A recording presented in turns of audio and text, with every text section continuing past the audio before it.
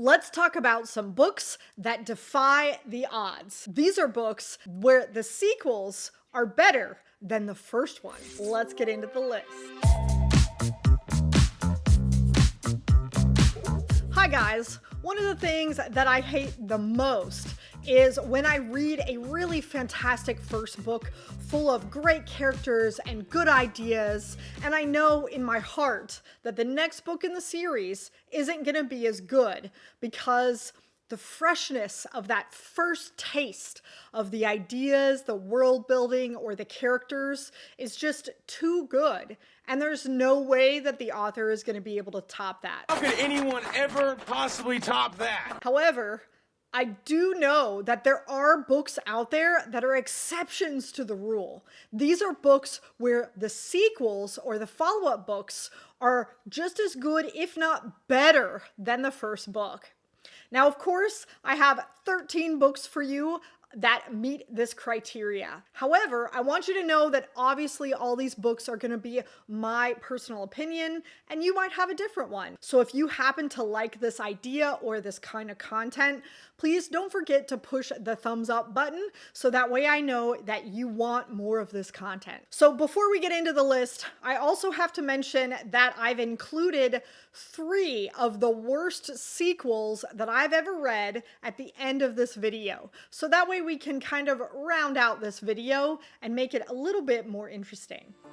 Now, let's get into sequels that were better than the first one. So our first book is Daniel Suarez's Freedom TM, preceded by the first book, Daemon, or Demon. This duology is a cyber thriller story that really impacted me in the second book a lot more than the first one. And I think that's because the first book had a lot of buildup, and then in the second book, we finally had the payoff. And boy, was it satisfying. We had consequences, we had wrenches thrown into what seemed like a done deal, and then a broadening of the scope. We got to see all of the action finally pay off in a satisfying way, and this one had just a super satisfying climax. There was so many more nuances in the first book than there was in the second. So this is a duology that I highly recommend. It is one that has appeared on my channel before, and I dare say it's gonna appear on my channel again because it's just so fantastic. And the second book just leaves an impression.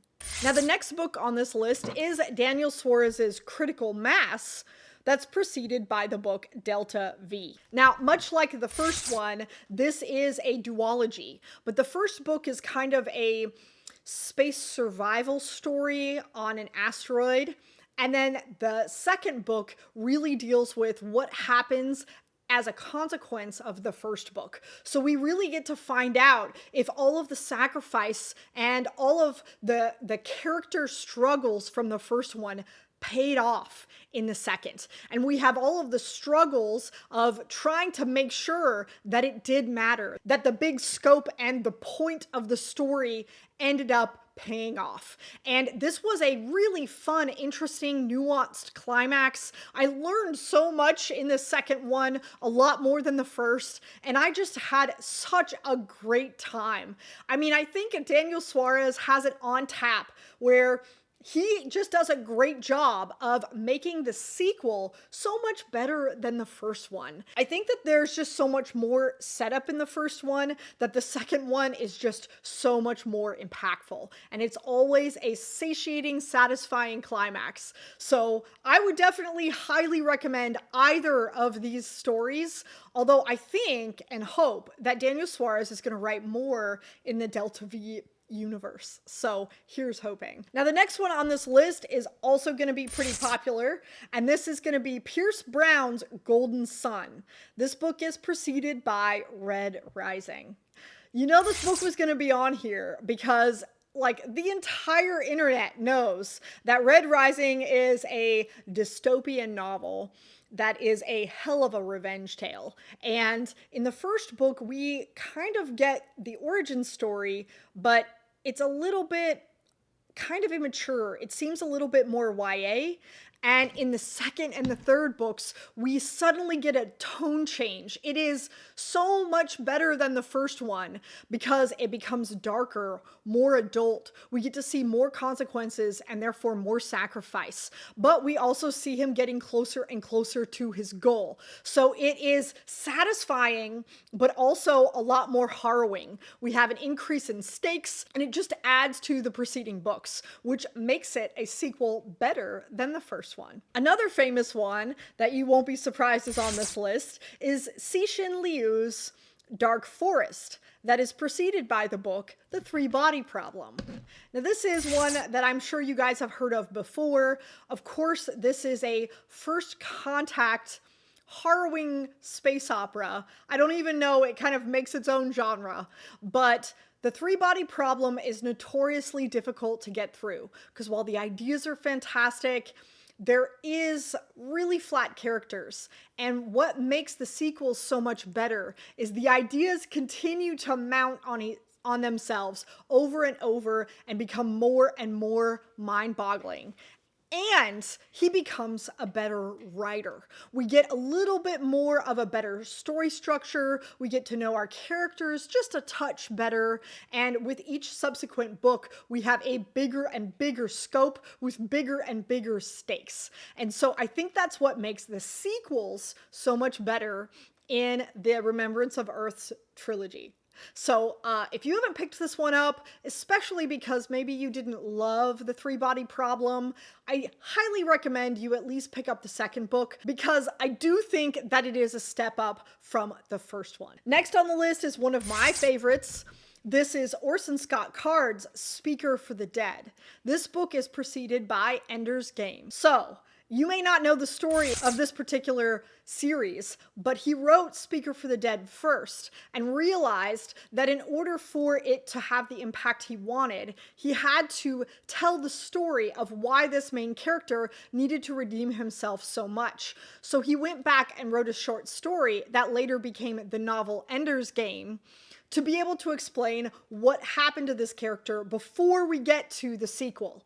And so in many ways, even though the publishing order is wrong, Speaker for the Dead is the main event. And boy, do you feel it when you read it. I gotta tell you, this is one of the best redemption tales I have ever read. It is in my top 3 favorite books of all time. It was in every way better than the first book, in my opinion. We just have a lot more nuanced plot, a lot more complex emotions, a lot more complex plot lines.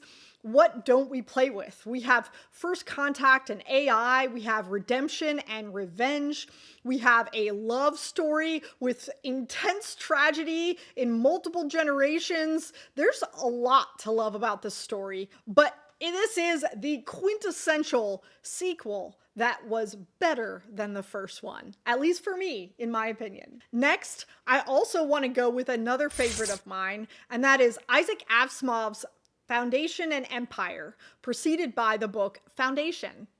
So I know this is a classic, and it is one of the first human interplanetary empire. It was a really great read for the time, especially given that he was in like 19 or 20 when he wrote it. But I gotta tell you that the sequel is really what made this series so fantastic for me, because we have a plan from the first book, and then in the second book, they throw a wrench right in the middle of it. And it is the wrench and how everybody responds to that wrench that made this series so incredible.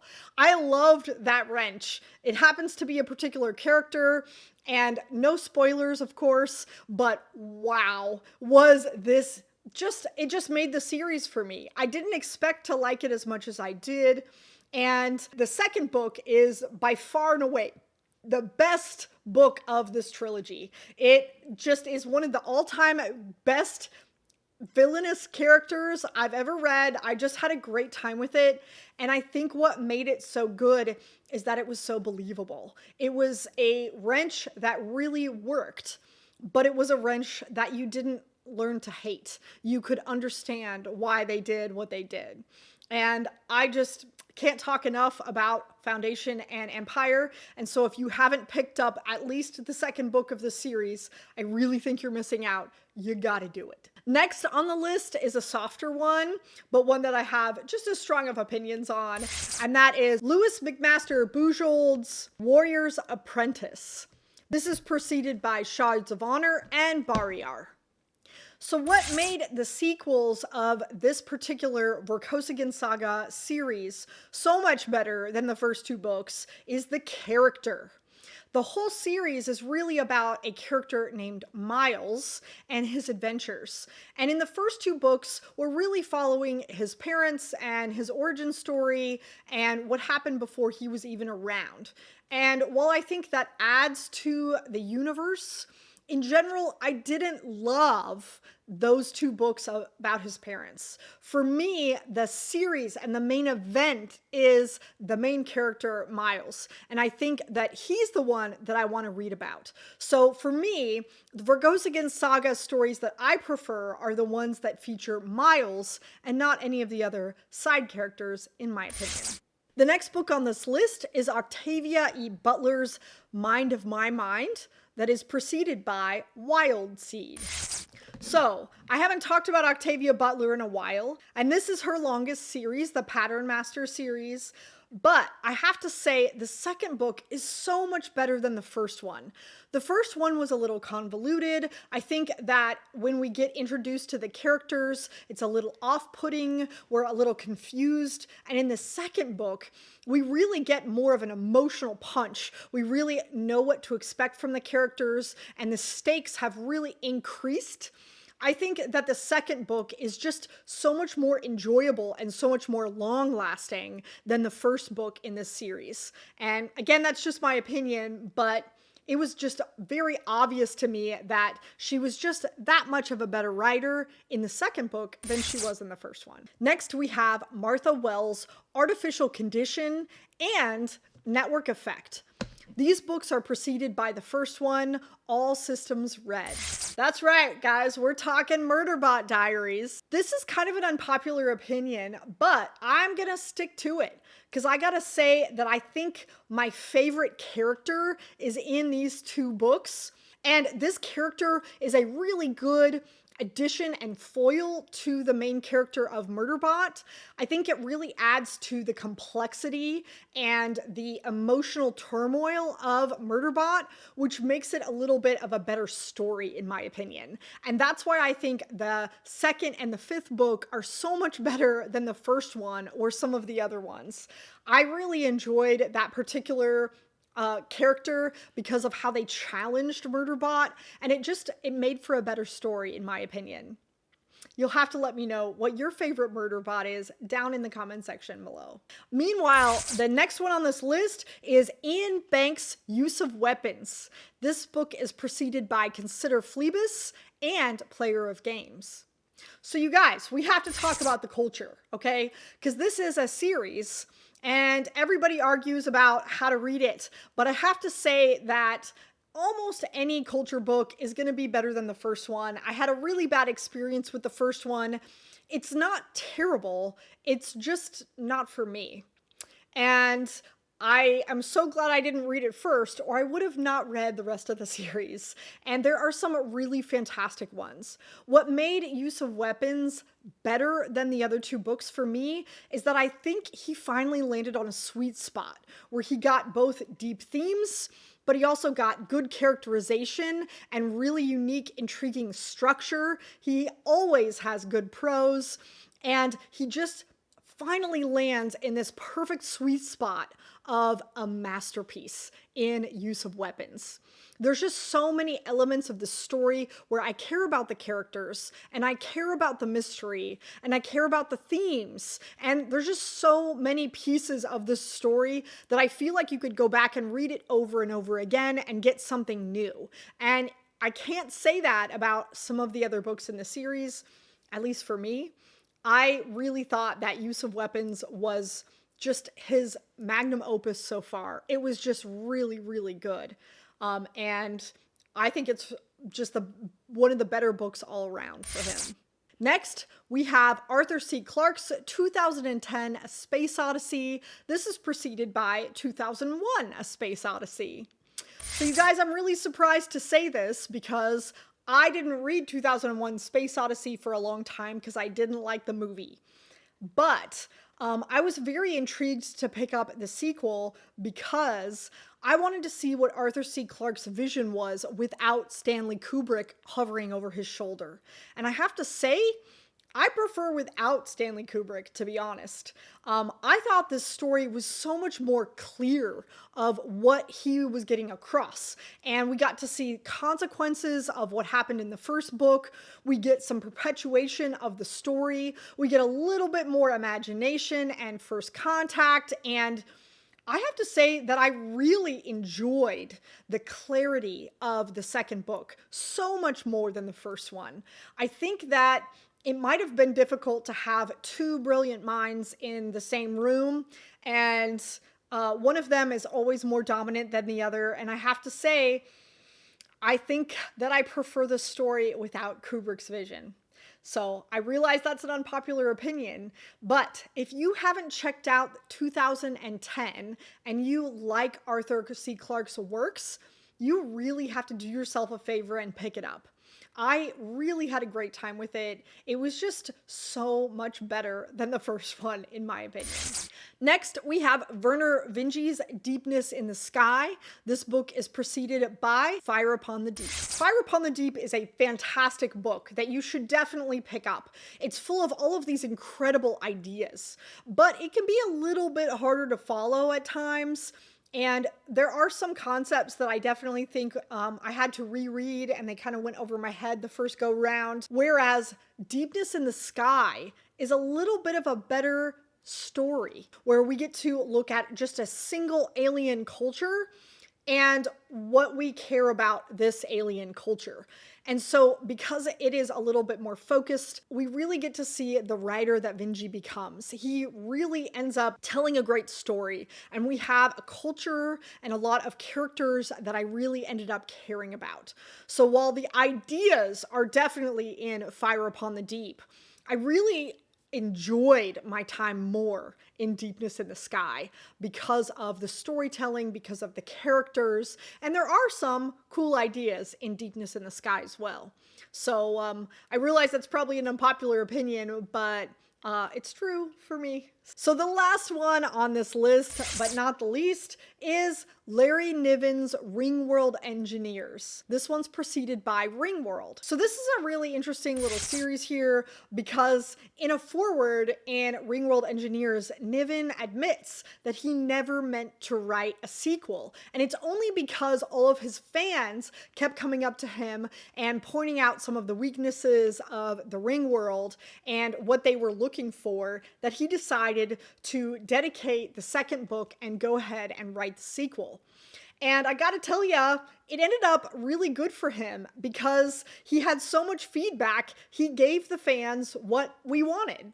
That's what makes the sequel so much better. It has everything that the first book has, but we finally get to explore the Ringworld. We finally get the answers to our questions that we were looking for, and that's what made it great.